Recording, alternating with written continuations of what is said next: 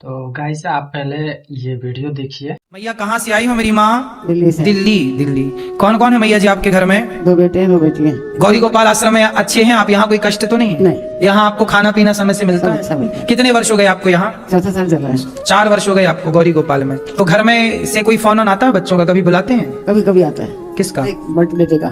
बड़े 2 बेटे हैं आपके? हाँ, 2 बेटे हैं फिर भी आपको यहाँ क्यों रहना पड़ा? बेटा तो बहुत दूर है, पुणे। है छोटा बेटा पुणे रहता है। पुणे रहता है बेटा? हाँ, बड़ा यहीं रहता है, द्वारका।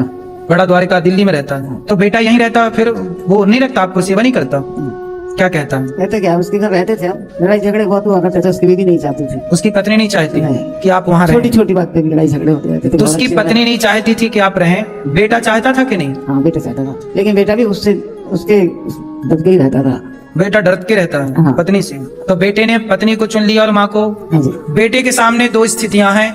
पत्नी आजकल कह रही है कि अपनी माँ को रखो या हमें रखो। तो बेटे ने पत्नी को चुना और माँ को नहीं चुना। आजकल की कुछ बहुएं ऐसी हैं जो अपनी सास को नहीं रखना चाहती। भाई सवाल खड़ा है, चलो आपने अपनी सास को निकाल दिया, कल आप भी तो सास बनोगी, आपकी भी तो बहू आएगी, फिर आप कहाँ जाओगी? इसलिए ये व्यवहार अपने से बड़ों के साथ नहीं करना चाहिए, समझना चाहिए उन बहुओं को। तो बहुओं का दोष ज्यादा है कि बेटों का दोष ज्यादा है? बहुओं का ये, बेटे उसके कहने में चलते हैं इतना। तो बहू के कहने पे बेटा चल रहा है, ये तो दोष बेटे का हुआ ना। दोष तो बेटे का ज्यादा है। बहुओं का क्या है? बहुएं तो कहेंगे कि जाओ, पर बेटे को पक्ष रखना चाहिए ना कि भाई मैं अपनी माँ को कहाँ छोड़ू। उसे समझाना चाहिए कि कल तू भी तो माँ बनेगी, तू भी तो कहाँ जाएगी यदि तेरी बहू आई और वो भी निकालने लगी तो।